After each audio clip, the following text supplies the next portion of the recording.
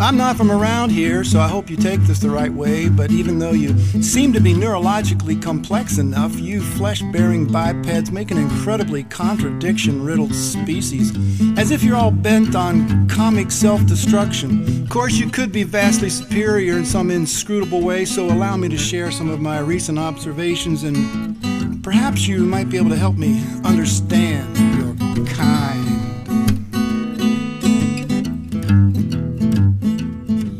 I saw one of your kind walking a quadruped progeny substitute. The poor thing was tethered to a territorial freedom restraint. Still, it managed to defecate on a chlorophyll-covered status exhibit when somebody ran out of a privacy protection unit and yelled, "Get that mongrel out of my yard! Why don't you dump its shit on your own damn lawn?" The other pretended like she didn't hear and muttered underneath her breath, "Animal hater."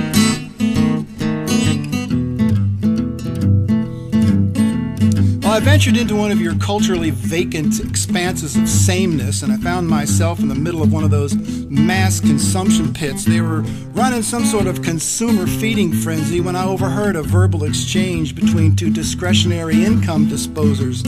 "John's out of town," one said. "I've been shopping now for 2 whole days. This is really gonna cost him." The other just chuckled and replied as she winked her eye, "Serves him right."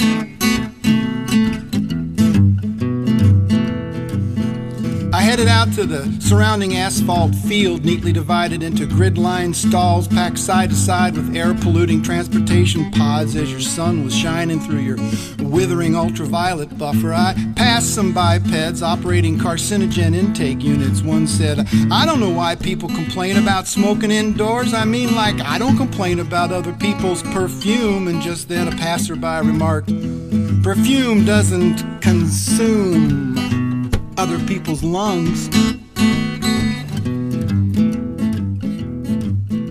Well, then I looked up and I noticed a huge artificially lit display. It kept flashing arrangements of symbols which, when decoded, promoted tricks like internet banking and certificates of deposit and a way to easily obtain large quantities of paper wealth units. Claimed you could even pick your own interest rate, and then it displayed arbitrary measurements of thermal activity and temporal calibration. But before it began to repeat these messages all over again, it flashed, "John, 315.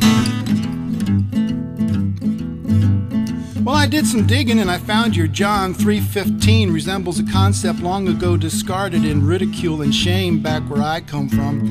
Seems like we were killing so many of our own kind over our version of schizophrenia, we had to give it up in order to survive. So I visited a well-known purveyor of your brand of high-flying hocus pocus, and I described the great liberation we enjoyed when we gave it up. And although he seemed to understand, he gave me a condescending look and said, "Go to hell."